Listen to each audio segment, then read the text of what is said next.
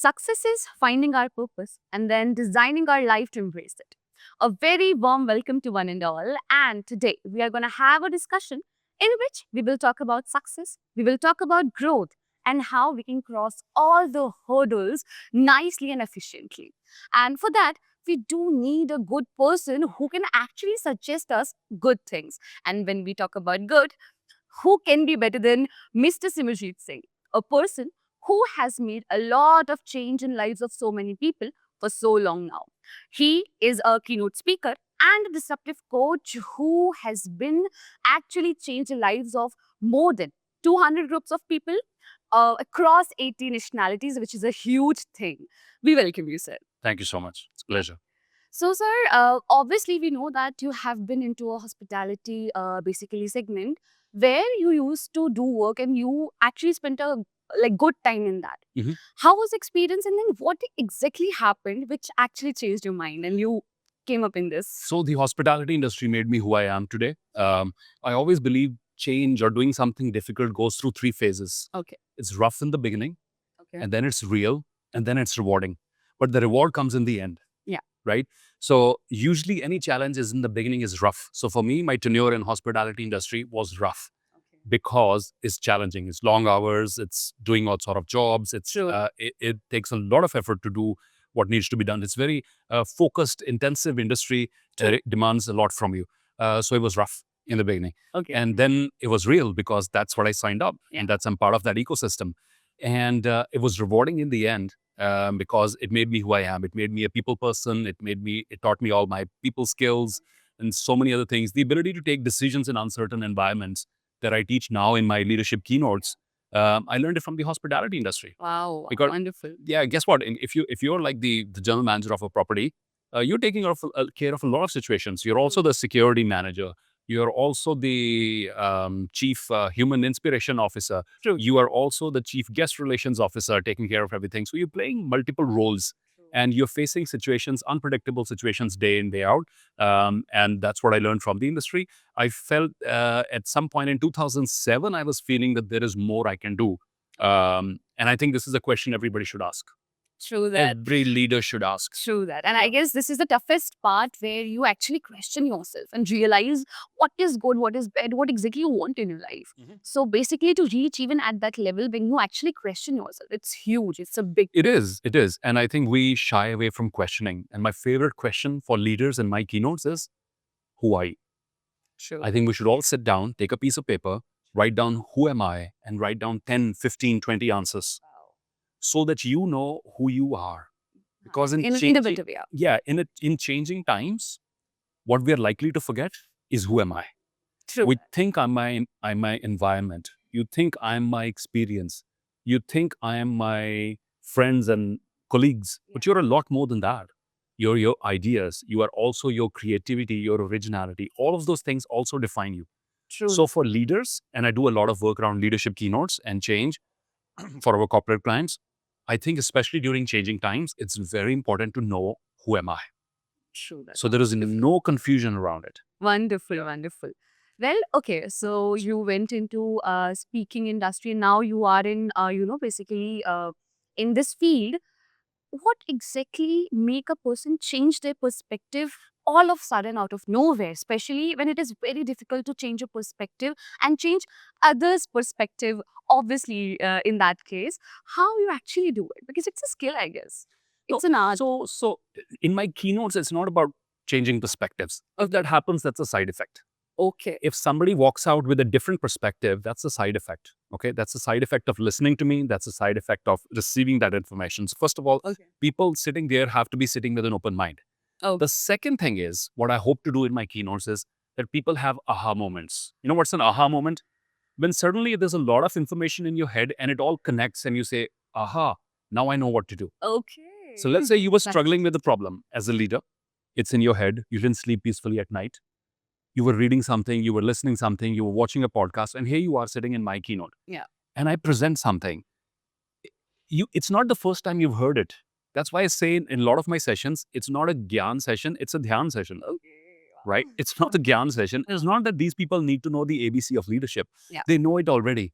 but can I present it in a way that they have a aha moment? And when the aha moment happens, people suddenly have solutions. Yeah. They have clarity. Yeah. They have confidence. I'm going to That's go the back point, yeah. and do this at work. Got it. And got that's what an external perspective. One more thing. Since people who are busy operationally day in, day out in their work, they don't get an opportunity to step back. it. True that. They're every day fighting that war. True that. They don't get to know what's happening in other industries. Hmm. So you need external speakers like myself, external experts like myself to come into your companies For sure. and tell your people these are the new things that are happening in the environment. This is how it can also be done, because otherwise we acquire something called tunnel vision. Okay. We're too narrowly focusing on what's happening. We ignore what is happening in the environment. All of the things. My God, it's huge. Actually, when I am listening to you, it's more like that. I never thought about this personally. Wonderful.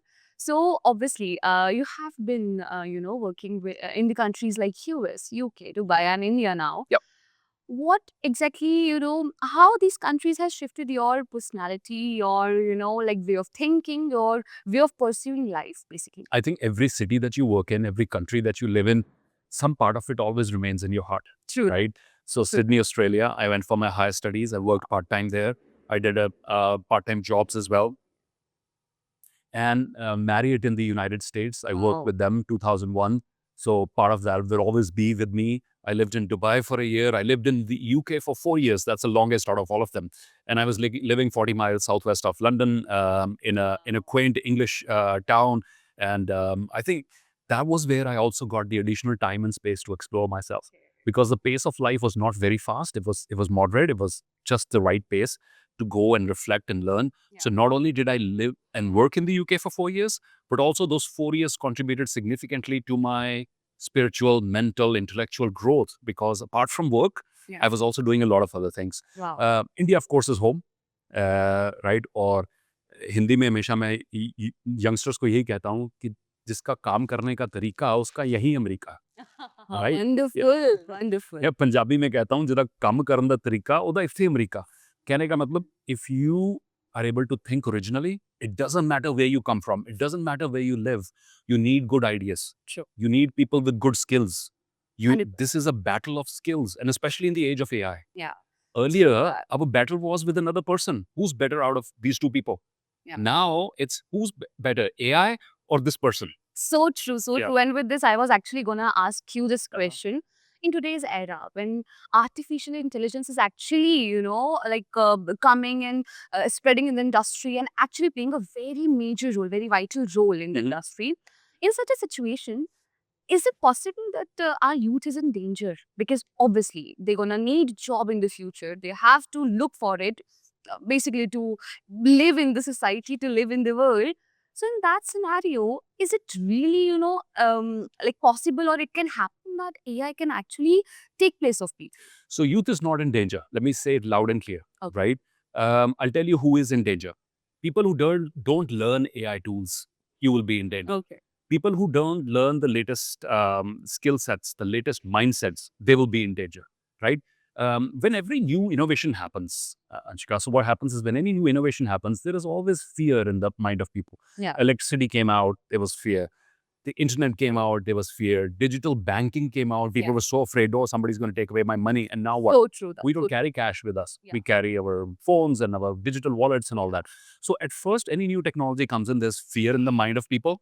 And I think that's what is happening right now, that there is fear AI is going to take away your jobs. No, somebody who knows how to use AI probably will take away your job. Okay. So it's like when I was in grade 10th, I started learning Microsoft Word. Okay. There was a computer center that opened up, and my mother said, instead of roaming around in your summer break, I was in grade 10, go and I get 100% Yeah. late. 100%. you know how mums are, like, Yeah. go to this Even computer center. moms. So, and that was the era when Microsoft Office was in 8 floppy disks. Right? So there was a floppy disk, you had to take your shoes outside. Got it. Back But then. as a 10th grader, I was probably 0.1% of all the 10th graders who knew how to use MS Office. Wow. You know what that did to me over the years? Huge growth. Everywhere I'd go, nobody worked on computers. Yeah. Can you type? Yes. Can you use MS Word? Yes. Yes. Can you create a PowerPoint? Yes. Do you That know was how- upgraded skill of yours. Right. Yes. Which my other fellows did not have. We used Microsoft Excel to create lists of songs which we needed to get recorded. Remember the days when we used to give a cassette and say to the guy, Yeah. can you Oh, record these that songs, era. right? Wonderful. And I used to make an Excel list of that. And you learned how to use Excel and Excel formulas and just the basic stuff. What is considered entry level today, I learned it then. Now, the question to everybody who's watching is, are you learning the AI tools True that. which are available? True that. Do you know how to prompt? Now, here's the thing about AI. Person A could get very different results from person B. Yeah. What are you getting out of the machine also depends upon you. Yes, because whatever you are typing, whatever you are commanding, basically depends on that. Yeah. And that's your brain going in. Yeah. So for AI to function, you need the human brain to tell it what to do. Without. Now, who knows? Few years from now, we might not even need the human brain. I'm joking. We Okay. will always Let's need the human hope. brain. Let's hope. We will always need the human brain True that. because the human brain is what created the AI. So we will always need that. Yeah. And again, there is always a debate that AI cannot give you that human touch, that human feel. So again, a question arises from this that can AI actually take place of leaderships and leaders basically? Because I guess it cannot just give you that human touch, that human feel, those emotions and all. So when Henry Ford had the assembly line manufacturing system, he said, we don't need your brains, we need your hands and feet to work here in the factory to fix the nuts. It was the assembly line system. Okay. Now with AI coming in, so we don't need the muscle because the machines are doing it. Yeah. Right? Now we're also saying we don't need certain parts of your brain's capacity, accounting, so many other things that can be automated using AI. True that. So then the question arises, Okay. what are leaders going to do? If the machine is doing the muscle work, AI is doing the brain work, what will leaders do? And the answer to that question, every leader should know, is we should lead, not manage. Okay. They're two different things. Wow. Yes. If you're just completing forms and filling out forms and marking attendance and SOPs and systems, which are very important, by the way. Yes. Management is important, For sure they are. but leadership is different. And we need more leaders. You know what leaders can do? They can look at somebody's face and say, hey, you look a little stressed today. Is everything okay? So true. Is everything okay at home? Are you learning on this job? Are you facing some challenges? That sort of a conversation only a human being can do. Yes. Two computers cannot talk with each other. True that. True that. One computer sitting here cannot tell another computer, oh, how are you? How are you? What are the challenges, right? And two human beings can. And we need to get better at these human skills. So true. Empathy, coaching, mentoring, developing the next line of leaders, originality, creativity, innovation, collaboration, how to put away your ego and become a good team. These are things we need now more than ever before for organizations to flourish. 100% getting a point. And I guess the audience must be understanding the importance of, human touch, human feel, which is actually for sure very true. So again, we always talk about change. We have seen you making changes in the lives of so many people, which include CEOs to big leaders and to youth as well, right? Why is this change even important? Why we need change? Oh, of course, we need change in case, if we want to grow, we have to change. If we want to capture opportunities out there, which we are not capturing at the moment, we have to change. We have to change because every now and then the old model gets updated. Don't we update our phones? We update the software on our phones. We upgrade our cars, our homes, our wardrobes, right? You go into the store every season, there is a new product out there. You buy that. This is the in look of the season, right? We do that. New season wardrobe. And why not the mind? How can the mind remain on an old operating system? So mind has to upgrade itself as well. 100. And then businesses need to change. Leaders need to change because there's only three real forces, three real ways how change happens. One is reactive.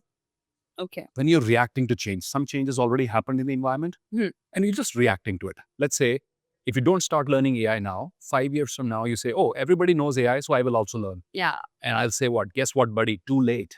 It's too late. You should have done it 5 years ago. True. Right? Reactive change is just catching up. Proactive change is where the risk is. But wherever there is risk, there's also the reward. If you are the first one to learn AI in your business, if you're the first one to use it or any new tech tools or whatever it happens to be, if you're the first one to experiment, if you're the first one to be a full-time motivational speaker, and there were not many people around in 2007, if you're the first one to do it, right? That is where the risk is. And where the risk is, the reward is. So there are three ways to change. Proactive, which means you change before time. Okay. Reactive, you're just responding to the change after it's already happened. And the third one is, oh, I'm too good for change.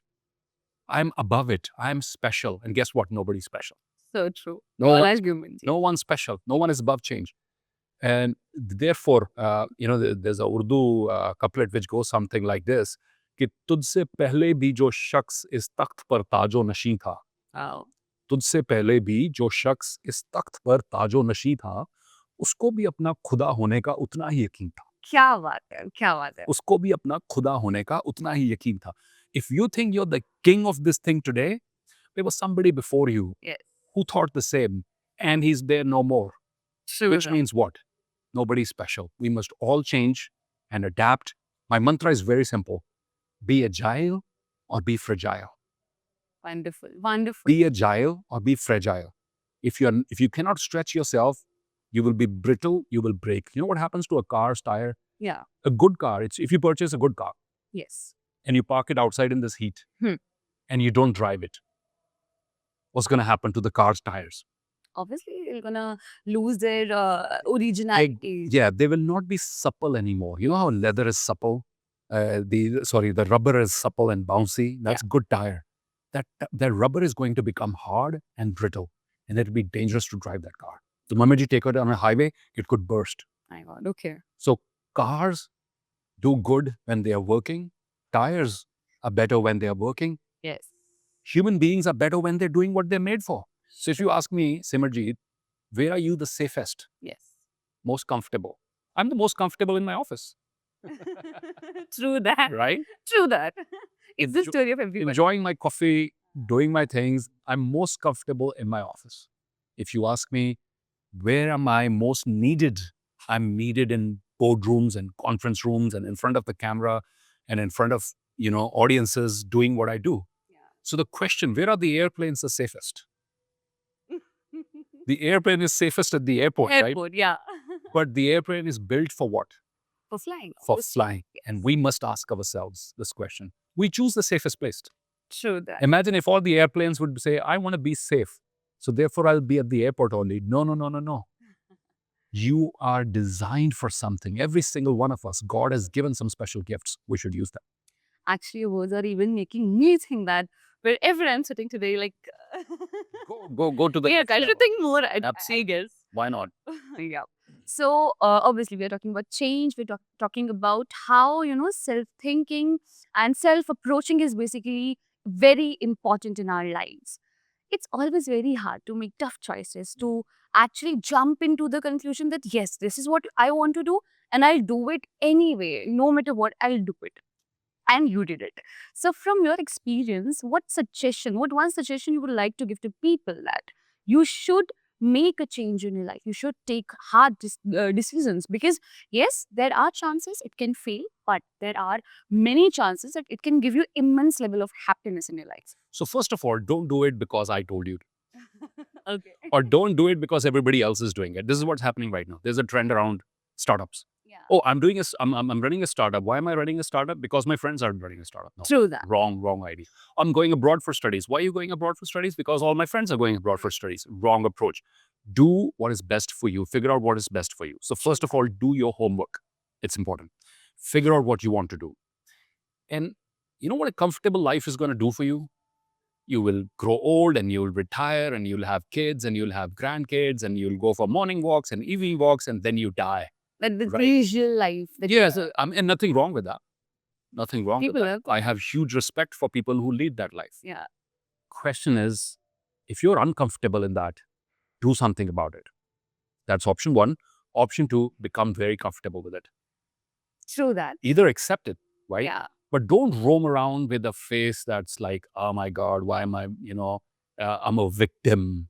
And this is what people do during changing times. Even I hate it. Yeah. I hate it. This is what people do during changing times. They blame it on the government, the economy, the boss, the teachers. And it's extreme level actually. On the basic level, they blame their family. They blame their friends. First Yeah. blame always comes to the family, to the near and dear. Because of them, I'm doing this today. Because of them, I have to do this. Eventually, I do not have any other option. But yes, you always have an option, right?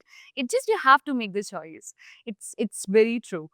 Well, I'm just loving the way we are actually talking about the change, because in today's generation, in today's era, if we talk about change, it is very important. Yet, a lot of people, actually, a majority of people basically sort of refuses it. They don't even go there. Nobody likes change. Yeah, exactly. They just love their comfort zone. Nobody likes change. So true. And they say even everybody wants to go to heaven, but nobody wants to die. Nobody wants to go to hell, obviously. No, the saying goes something like this: everybody wants to go to heaven, but no one wants to die to go to heaven. Okay. So here also on earth, everybody wants a good life, but nobody wants to make the sacrifices for a good life. Everybody wants their team themselves to do well, but that will come at a cost. Everything worthwhile comes at a cost. You go into the better the quality of something, the higher the cost. Yes or no? So true. You go to a store and you figure out, oh, there's, let's say, fragrances, perfumes. It starts at 1,000 rupees and 2,000 rupees and 20,000 rupees and 40,000 rupees. The ingredients are different and quality is different and everything is different, right? You pick a nice piece of clothing, you'll see the price will vary all the way from 1,000 rupees to 20,000 rupees. What's the difference? Quality. Yes, 100. Quality, branding, craftsmanship, etc., etc. Yeah. So, which means what? If we want something good out of life, we have to pay the price. You want a healthy life, you got to hit the gym. You want a brain that is sharp and active, you have to read and listen and watch and interact. True. And stop scrolling Instagram all day long. Because guess what? What's happening? That is somebody else's life. True. That is somebody else's story you're looking at and you're liking it. What about you? And it is so addictive that Yep, people do it for hours. I know. It's called death scrolling or whatever. You're just scrolling through it mindlessly. Right? Instead, this is what you should do. Carry a card with you. I always say this to my audience. Carry a card on which write down, who am I? Okay? So, and then write down 10 powerful reminders. I'm somebody who brings a lot of positivity to every place. I am someone who's full of energy and ideas. I am someone who will make a difference in the world. Carry a card like that in your pocket, and whenever you want to scroll Instagram, don't do it. Instead, take out that card and read it. It's better than scrolling Instagram. So true. Instagram is about somebody else's story. You must work on creating your own story. 100%. 100%.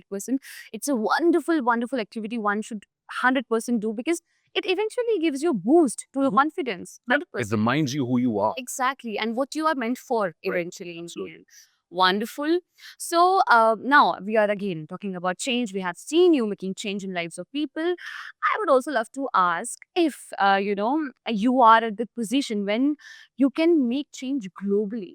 What sort of policies and, what sort of basically things you want to do for the people, like by implementing few policies or something like that on leadership specifically, if I talk about.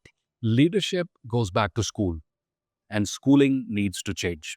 There are no two ways about it, right? Yeah. Kids are naturally curious, they are creative, Yes. but we take it out of them, right? We have created education systems which do not allow creativity to flourish. So true. Corporate sector says we need creativity. School says, no, don't be creative, right? Here is the box, color inside the box. Yeah. Right? Imagine if Pablo Picasso or other great artists were told by their teachers, here's a box, color and so on. You wouldn't have the masterpieces. Yes. Say, here's a blank canvas, think. Here's 1 lakh rupees, think of a business plan, for example. And you know how they teach, Finland is known for its education system. Do you know how they teach math in Finland? No. They give kids fake currency. Okay. Okay? This 4th graders or 5th graders, fake currency. And they have all these setups. They have these artificial market. Take your currency and buy this and trade this and invest in stocks and do this. So they're not just sitting in classroom memorizing. Wonderful. Our focus needs to move away from memorizing to creativity, originality, risk-taking. Got it. Our system does not encourage it. So if you ask me, what is the one change I would like to bring about in the world? I would say to schools, you are responsible for the end material that we get. You get great raw material. Great raw material. Whoever comes into your school has been sent by the Almighty with wonderful ideas and capabilities and dreams and so many things. Yes. Don't break it. Don't break their dreams.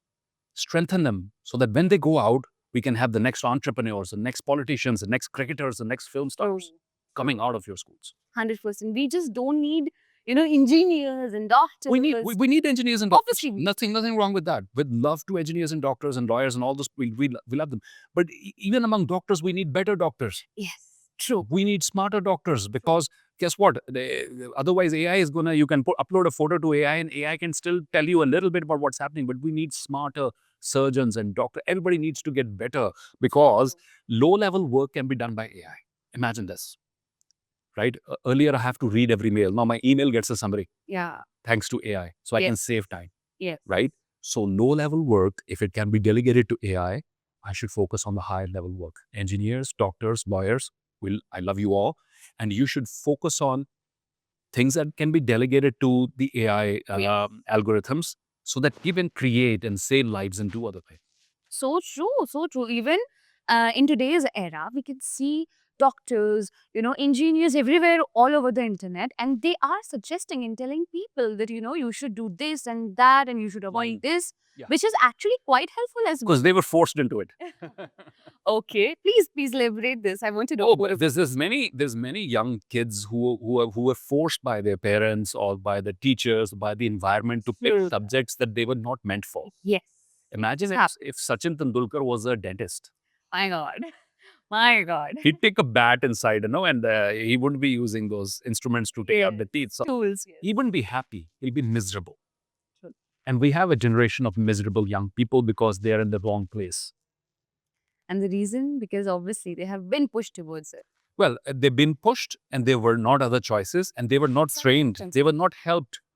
They were not helped Yes, true. to discover those other choices. Let me also add, in our country, we have a huge shame of working with the hands. Any profession that allows working manually is not considered good. True. I should be wearing a suit and sitting in front of a PC in an air-conditioned environment. That's a good job. So true. I have to go out in the heat and the dust. That's not a good job.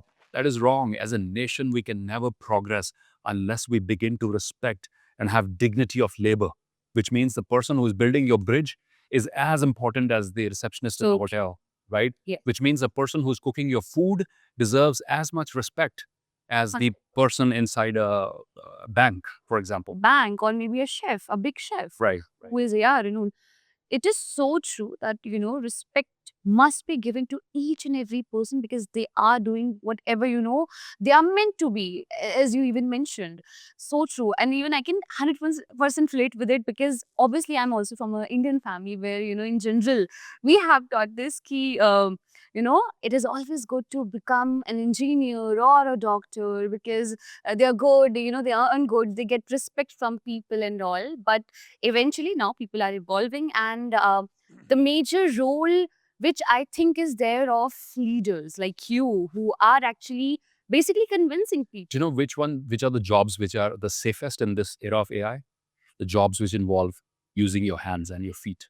It's true that. Dentists are not going to be replaced. Electricians are not going to be replaced. Yes. Right? So many other jobs which involve working with your hands. Chefs are not going to be replaced, hopefully, anytime soon. Or original thinking, right? Yes. Good teachers. Average teachers might be replaced. Great teachers cannot be replaced. 100%. Right? 100%. And therefore, we should all aim towards being our best version because now the competition, as I said earlier, is not between person A and person B. Yes. It's between person A and AI and the machines. Yeah. 100% it is true. So now let's do some, quick rapid fire round. I do want to ask. So let's actually take this conversation towards little happier and, interesting part. Sure. Yeah. So what was the biggest fear of your life? My biggest fear was and continues to be mediocrity, right? That is something that'll wake me up in the middle of the night, right? I want to push myself towards becoming better, being better. And first of all, I want to concentrate all that energy on myself, Yeah. right, rather than other people. So how can I be the best version of myself is something that pushes me day in, day out towards my goals. Okay, wonderful. Okay, so which country exactly, fascinated you the most? India, home. My God. It's home. Wonderful. सारे जहाँ से अच्छा हिंदुस्तान हमारा और घर जैसी कोई जगह नहीं है और मैं जो भी देख रहे हैं युवाओं को खास करके चाहे वो हिंदी समझते हैं या पंजाबी समझते हैं उनको यही कहूँगा कि after getting all the experience from different parts of the world come back home we need you we need you we need your skills we need your vision not that जो लोग यहाँ पर हैं उनको कुछ नहीं आता ये बात नहीं है पर आप कुछ और सीख कर आए हैं आप एक और नज़रिया लेकर आए हैं you have your special skills when you come back home in this exploding economy that will give you a lot to succeed and be comfortable in life, but you will also contribute in nation building because we need your international skills. So true. So true. Well, okay, now I'll raise the question, except India. Except India, the country I have been most fascinated with is Singapore. I love their attention to detail. I love how much they love their work. Duty always first, the discipline, the creativity, how the small country, built itself into a international powerhouse. Sure. Is we all have to learn something from Singaporeans. I guess people there are very humble and very nice. Yeah, Mm. down to earth. Very focused and disciplined also. Yes. Yeah. Wonderful. Okay. So the last book you have read? The last book I have read is Man's Search for Meaning by Dr. Viktor Frankl. Okay. And this is a beautiful book. I suggest all leaders should read it. It will help you not discover your purpose, but it'll tell you why it's important to have a purpose in life. Wonderful. Because when you know why you're doing what you're doing, Dr. Viktor Frankl says, you can always figure out the how. He says the how is easy, the why is difficult. True. Figure out your why, how you have to do it, easy. True. Wonderful. Wonderful. Okay. So one regret you have, maybe. One regret I have was is to not have started my self-exploration journey earlier. Okay. Biggest regret. Yeah. Okay. So I started it around 27, 28. Before that, I was going with the flow. Before that, peer pressure was the biggest influencing factor, or superficial goals were the biggest drivers, motivating factors. Yeah, partly I was semi-lost. I think most youngsters are. But I wish 100%. I wish I could have started that process earlier or had a mentor earlier. Every year focused in a direction would have made a huge impact. But that's behind me now. Yeah. That's behind me now. I think that also teaches me to now use all these days more mindfully. 100%. And this is why I just wanted to say it's better, earlier than later, basically. I guess there is a saying like this, right? So, yeah, it is always wonderful to do it, except, like thinking that maybe if I should have done that, then it should be better. Yeah. Yeah. So, okay. So, with this, I just want to close this rapid fire round. And so now, sir, obviously, we have to end this conversation, unfortunately, because it was lovely talking to you. Thank you. In Likewise. the end, yeah, I just want to ask you what one message you would like to give to the leaders and to the CEOs who should actually make change happen in their lives and in their businesses. In the words of Ross Perot, I'll say to all of you, lead, don't just manage. Lead people, manage inventories. That's a quote from Ross Perot. Okay. And I've changed that a little bit to say, lead, don't just manage. Management is preserving things. Leadership is shaking things up. We are now currently in times. Of course, we need to preserve a lot of things. We need a lot of management, but we need real leaders to True. influence, to inspire, to inform, to engage, to show empathy, to show us direction, to give us vision, to mentor us, to coach us. You can't just walk into your office at 9 and leave at 6 and expect everything to work on autopilot. No, it'll be a disaster. We need you, roll up your sleeves, be among the people, and show all of us what true leadership is truly like. Wonderful, wonderful. Thank you so much, sir, for this conversation, for this message, which is quite important for people, for leaders basically to implement. So it's the journey which makes the difference. Always remember, because this is said again by none other than our, company with whom we are getting company today, Mr. Simerjeet Singh. Thank you so much for this conversation. And me, Anishka Sharma, signing off.